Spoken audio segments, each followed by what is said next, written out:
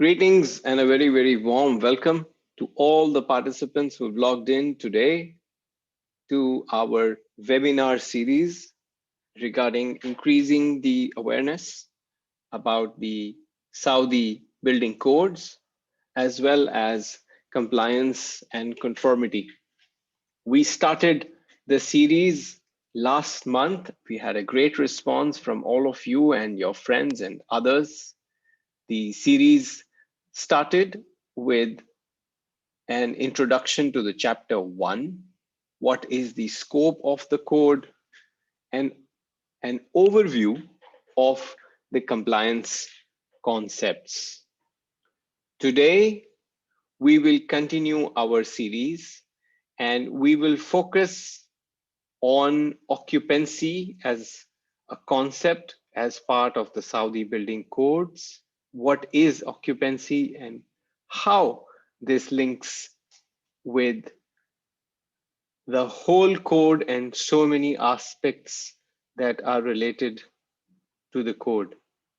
We also take a better understanding of what is active and passive fire protection. As part of passive fire protection, we go a little deeper and we understand what all comes under passive fire protection and how compliances are driven for passive fire protection.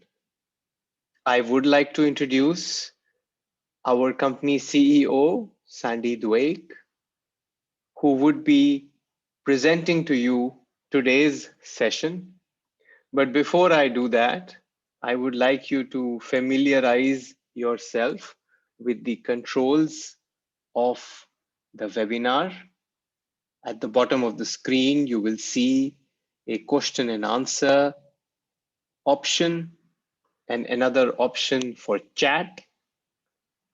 We would request you to please log in the questions in the question and answer box because these get saved on the server and hence we can come back to you in case we are not able to answer some of your questions. You have, like always, this webinar is getting recorded and all the interactions after the webinar, which are part of the live session, will also be available as a recording. Moving on, we will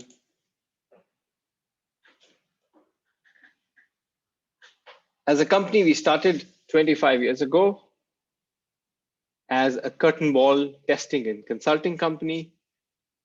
We have a large facility here in Dubai where subcontractors can build large mock-ups of their curtain wall systems and test them for weather tightness, air, water infiltrations. 10 years ago, we started doing fire testing. We added a reaction to fire Steiner tunnel as per ASTM E84, which is referenced several times for many conformity requirements in the Saudi building code. We have now 4 fire resistance furnaces with as large as 4 meters by 5 meters vertical and horizontal load bearing. We have a very wide spread of reaction to fire and fire propagation tests for cladding. We are the largest laboratory to have all American and European standards for cladding fire safety as a requirement in the region. This includes all the tests which are in the SASO standard for aluminum composite panels, the SASO standard that has been published, and we continue to support the kingdom in achieving a safer country. Moving to today's topic, we will be taking a deep dive to understanding a core concept of the Saudi building code and all the American building codes. And this concept is called occupancy, and understanding occupancy is very, very important in order to apply various sections of the building code. But before we jump into this, we must bring back the focus on our series, which is we want to make sure that small fire accidents do not become into large fire accidents. And hence, all the concepts that we talk about today and across this series will have an underlying focus on fire safety. Now, right from the stage of design, whether you are designing a new city, a new complex, a building, a residential, commercial, whatever type of design that is happening, it is important to understand and keep in mind concepts of fire protection and fire safety. As we will explain and get into fire protection and fire safety, it is important to have a broader picture and a broader understanding of where all the application and understanding of these concepts comes to play. And it starts at the design phase. They continue further when the contractor is doing his job and the construction of the infrastructure is happening. But these concepts continue to be important at the subcontractor stage or at the stage when the fit out is being done, the partitions, the building is getting furnished. And not only that, this does not stop. It continues at a time when the furnishing is done, the occupancy or the building or the office or the mall or the hotel is occupied as well as maintained properly by whoever is occupying the building. And this is where I would like to introduce the concept of occupation and who will occupy. And this is the basis of the complete code.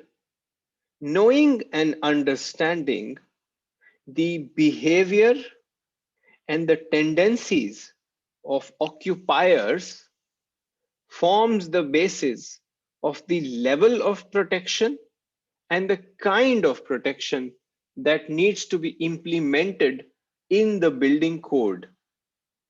As an example, you will understand and agree that an office complex or a commercial building, which is an office building, has occupants who will come for work every day.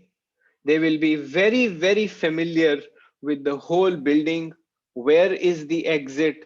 How to exit? In case of a fire, what needs to be done? This is extremely different from a commercial building, which is a mall, where you do not necessarily know where you came in and where you will have to exit in case of a fire. This continues for many different types. A residential building needs to factor in the behavior of a full family, children, elders, and many other people who may not be trained or agile to run or evacuate in case of a fire incident. Things are very, very specific across several such types when we are talking of hospitals or prisons and many other different types of places where people occupy a residence. And hence, this is the starting point The starting point being how to create categories for which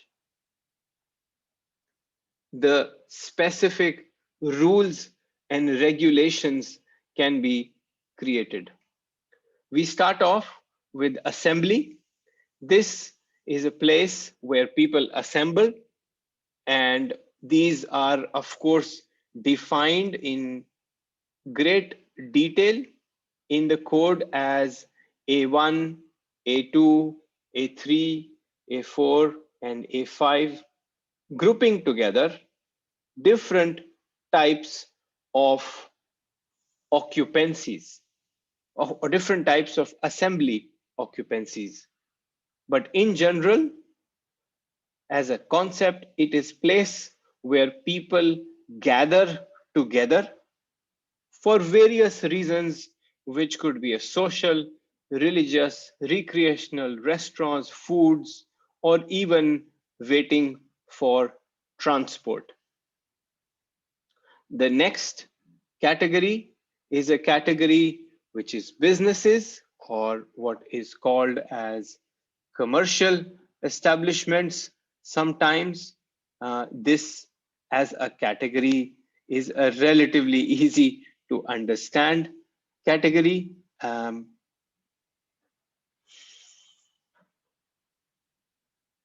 We also have education.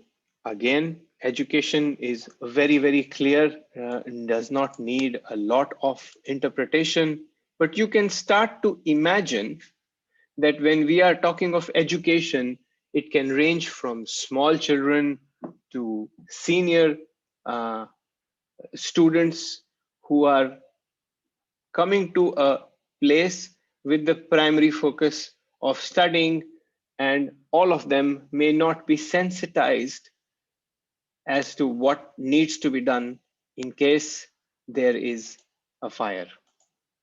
Moving on, we talk about industrial as a category of an assembly, and this as a category does not factor in certain types of industries, but does factor in some types of industries, which means when we are talking of industrial as an occupancy, we are talking of low hazard industrial occupancy in both in F1 as well as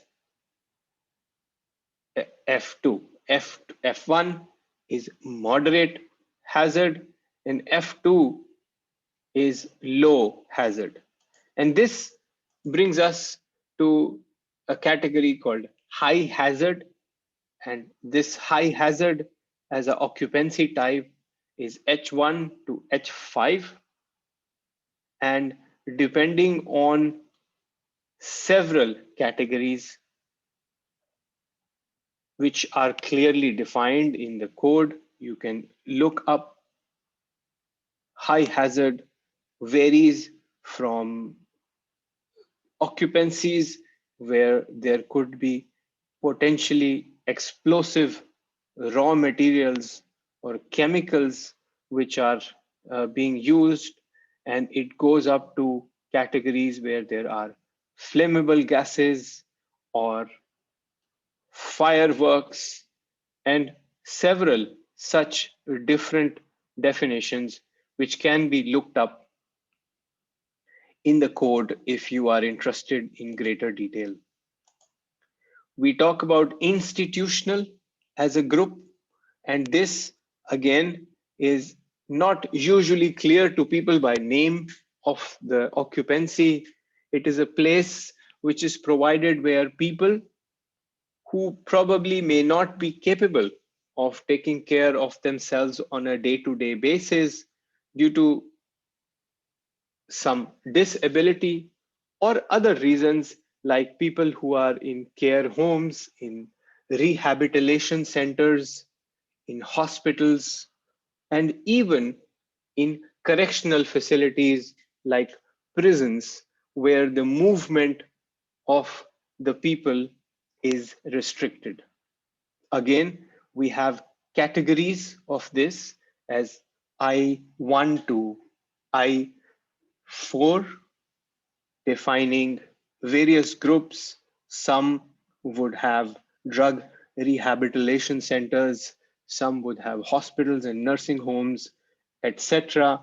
We would encourage you to look through the code in detail to get a better understanding of these occupancies. We have mercantile, where shopping is done.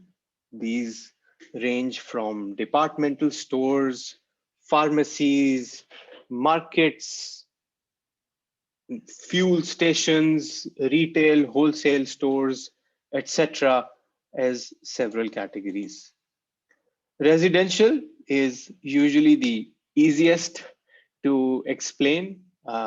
These are buildings or structures where people sleep, and hence it is important to know why I said sleep, because it factors in a potential threat in a building of a fire or any other while people are sleeping, and should be able to take care of uh, the risk. And these range from apartment houses to hotels or several other such categories.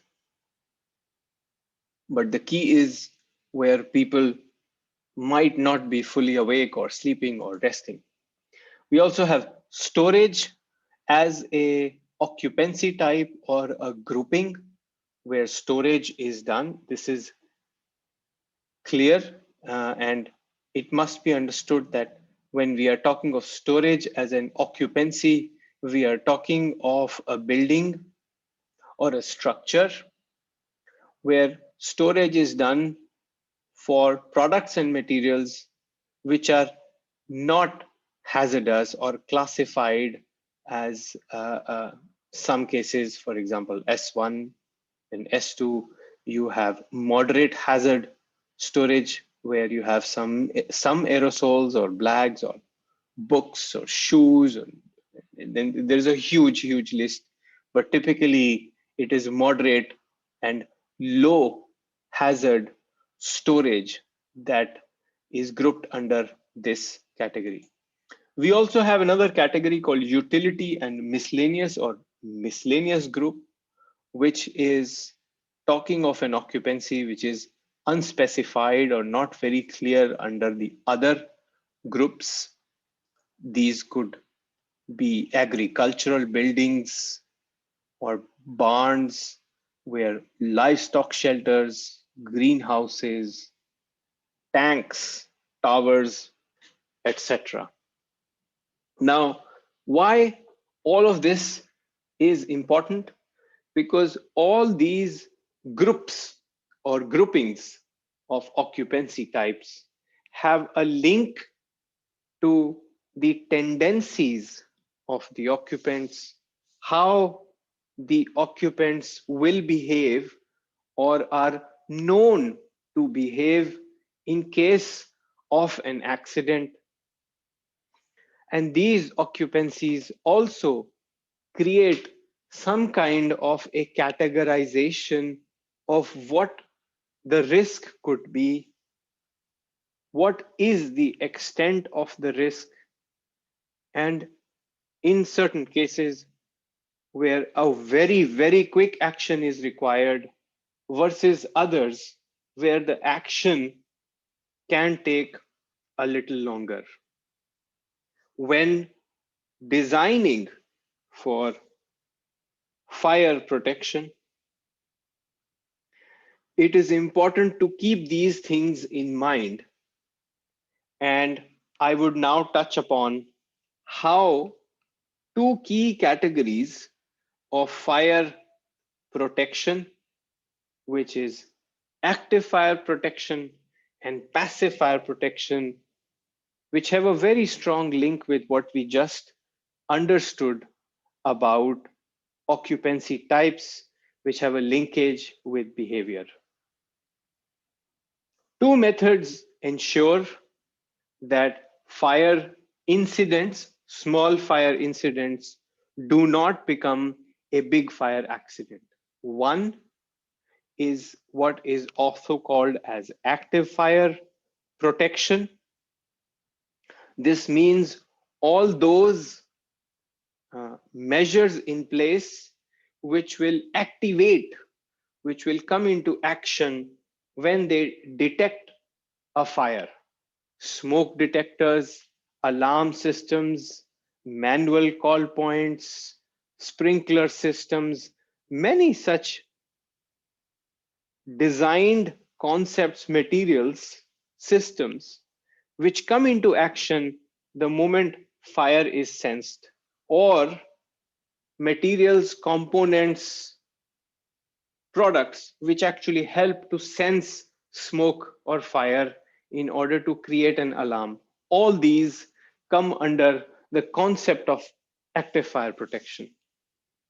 On the other hand, we have passive fire protection. These are all those products, materials, and designed systems which don't do anything on its own. They do not activate, they do not sense. Their inherent properties are such that they will ensure that the fire, if it happens, does not grow very quickly and is contained in a small area. Contained or containment is a concept, is a mechanism which has been designed and has been working for decades. Its aim is to make sure that if there is any fire incident, a small fire that happens, that fire needs to be contained or closed within a compartment. This compartment could be a room inside an office or inside a residential floor. It could be a house on a floor. It could be the whole floor itself, which becomes a compartment and makes sure that if a small fire has happened, it does not grow beyond the small compartment. And the word fire resistance is used many times to talk about and define how this compartmentalization or enclosing the fire beyond is implement practically in various buildings.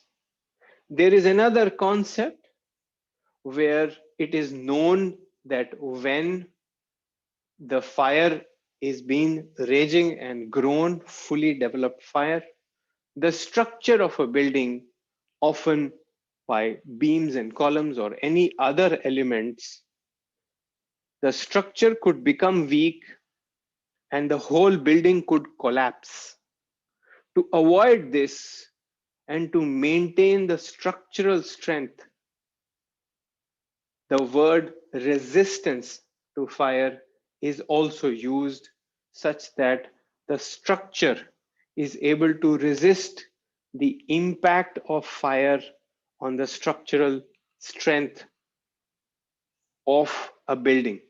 This again comes under the categorization of resistance to fire, and resistance to fire, hence, is a mechanism by which fire protection is implemented and various types of occupancies are ensured that these occupancies are able to resist and save the lives of people. As you can see in this image, there is a fire which is fully grown, fully developed in one part of a building, but the adjacent room or compartment, the compartment above, is safe from the fire because the fire has been able to be contained within the compartment by various inherent properties of materials as well as designed systems. We will today briefly talk about how this is tested using a fire resistance furnace, the one that you can see on the screen, and we will talk more about fire resistance in the subsequent slides.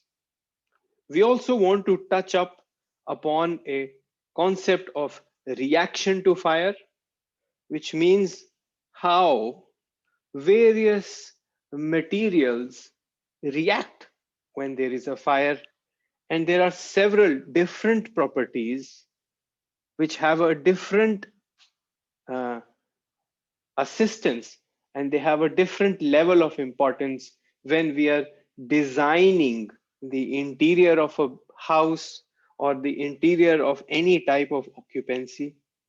Ignitability means the ease with which or the environment in which a given material can catch fire.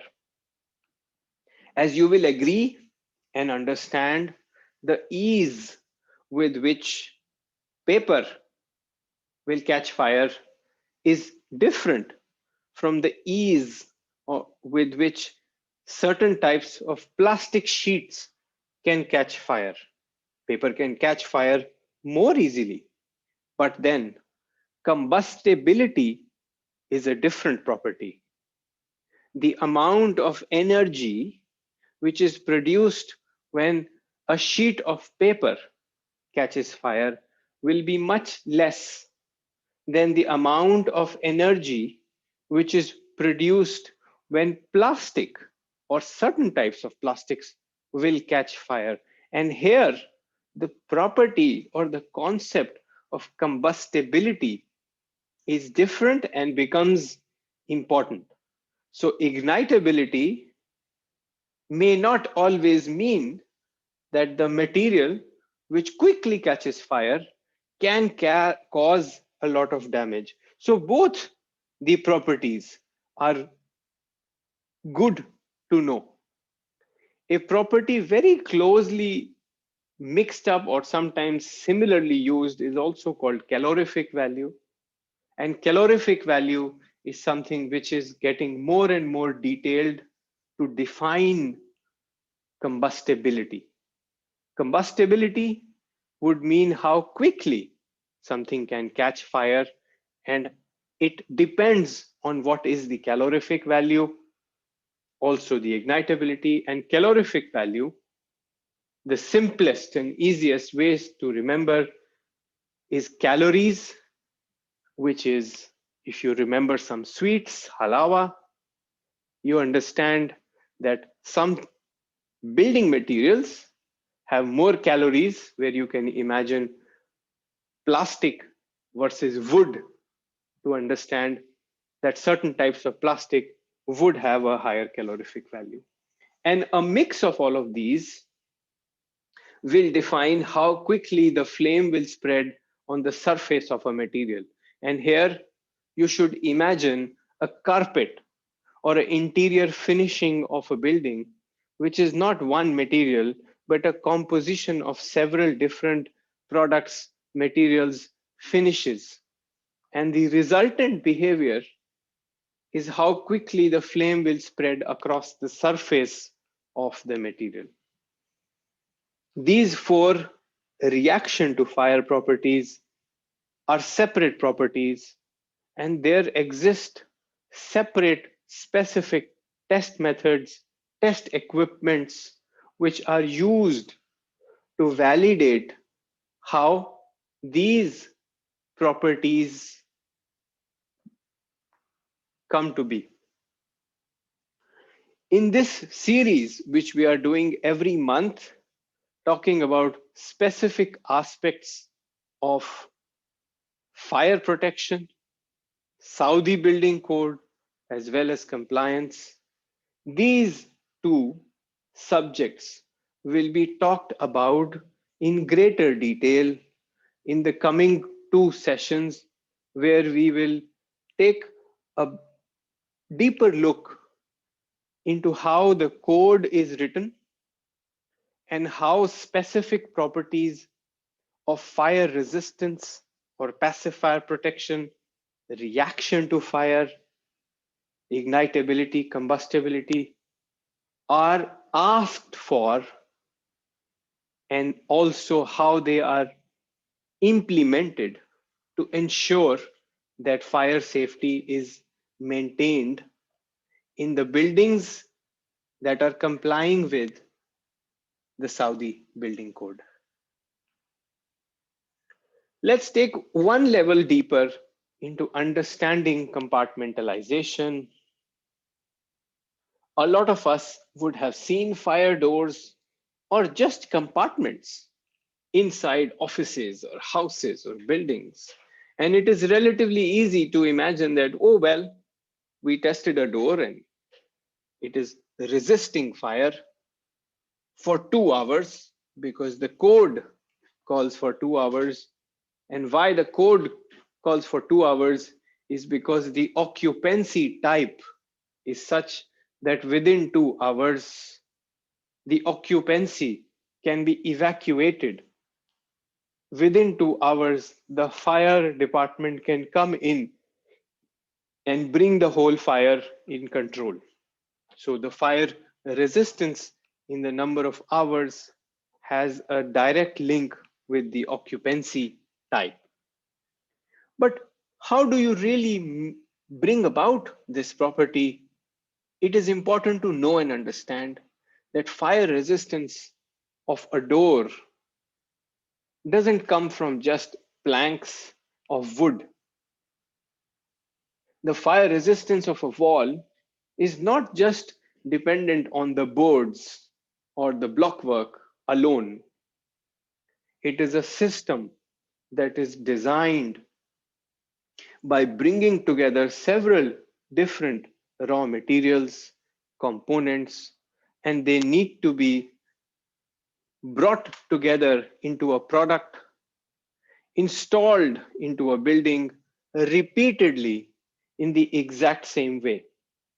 The same goes for all the MEP, mechanical, electrical, plumbing works, where walls and doors and compartments are cut open to provide for the building or the compartment to breathe, to communicate with the outside world.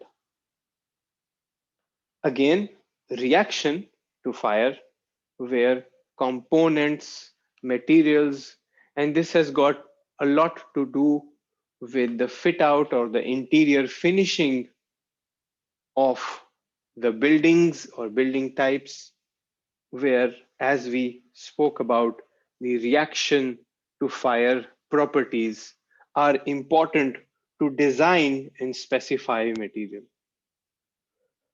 If you see any building come up as a structure, you would realize that so many materials and products make up the structure of a building. And all or many of these structures need to be protected.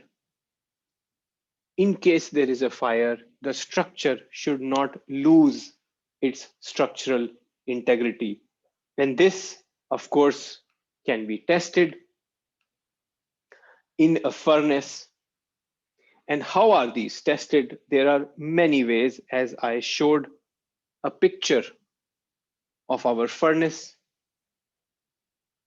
A fire door is installed on the face of the furnace, and the furnace is run to create an environment that is of a fully developed grown fire inside a room, and the element like a fire door assembly or a partition wall or a beam or a column has to face the same environment for those number of hours.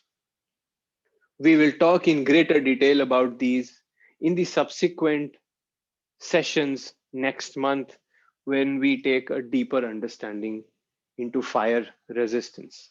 Again, this video that you can see on your screen is that of a room corner test or a single burning item test, which helps us understand how materials react to fire and several properties of combustibility, flame spread, even droplets behavior of certain types of plastic is checked as a result of this test. This is a test which is also referenced in the SASO standard for aluminium composite panel. And there are several test methods which we will talk about in the sessions which are going to happen, which talk in detail about reaction to fire. But I want to bring your attention to the results which you get out of a test and how much should you rely or we should rely on such reports. It is important to know that the moment you get a copy of the test report, you have to understand that this test was conducted in a laboratory on a given sample, and the test report alone may not have enough information about what was tested and what will be supplied in the future for a given construction project just on the basis of the test. When the test was done, was it long ago or recently? And how many samples failed before that test is done? And many people ask us, what is the validity of a test report? And it is important to know and understand that the test report is valid only for that specific material which was tested. And it does not give any link about what will be manufactured or supplied by a supplier. This link is only established by a concept of certification and listing, where the certification body or the third party body audits the manufacturing location before the test is done, marks out and creates a traceability of the sample which will be tested. And later, when the tests are done, the certification body will ensure by regular audits that the process of manufacturing the sample which was tested, the same process is followed. And as a result, the certificate is issued with a traceability number. And this traceability number can be looked up on the certification body's website, and all the details of the components are then available in the public domain for someone who wants to inspect the materials received on site or the materials that have been installed. We'll take a quick example of a fire door, that when the fire and life safety plan is designed of a building or a hotel or a hospital, it will result in a schedule of doors. It will give out a list of how many doors and how much fire resistance rating, because the occupancy type is such. And here, before the procurement is done, before the purchase order is placed, the contractor and the consultant should make sure that what is being procured for the given project already has a certification evidence. And if they do not have, then an assessment or a retest needs to be done, because until or unless you do not have all of this information about how the door was installed when it was tested, how the door was manufactured, which was tested, the assurance does not come. And this is an extremely important aspect. And the similar process sometimes needs to be done for interior finishing materials, which are custom built, custom designed for any type of occupancy or certain types of occupancies, where often a sample is picked up from the construction site, from the supply, and these samples are then tested in a laboratory, and such test reports are then used to conduct inspections that the same material is being used for the carpet or the wallpaper or the internal finishing of a building. Now that the building is done, we know that the compartment has been created, the compartment has been checked and validated. What happens? Well, what happens is that we have the MEP guys come in and break holes into the compartments which have been tested, certified, and installed by inspection. So what do we do now? All our efforts have gone, not no. And this is where we talk about the fire stopping as an industry. There are material manufacturers as well as certified installers who will ensure that what has been tested and certified in the factory to make sure that a cut or an opening in a concrete wall or a blockwork wall or a gypsum board based wall, whether it is an opening for a pipe, for a cable, for a duct, is properly re-insulated back and gaps and holes do not remain for the fire to come into the building. And there is very, very well defined standards and codes which explain how not only should the installation be done, but also talk in great detail on how inspection needs to be done by a third party body. And we will talk in great detail about these in the subsequent sessions. At this time, we should know how to use this knowledge of passive fire protection and fire resistance, and where all should it be used. Right from the stage when the designing is done and the specifications are written, we should keep in mind that such accidents, such incidents will happen, and how various measures need to keep in mind that there are errors that happen at the manufacturing premises. What is the method to ensure that these errors do not happen? There are errors that will happen at and while installation is being done. How to assure and check that these errors do not happen.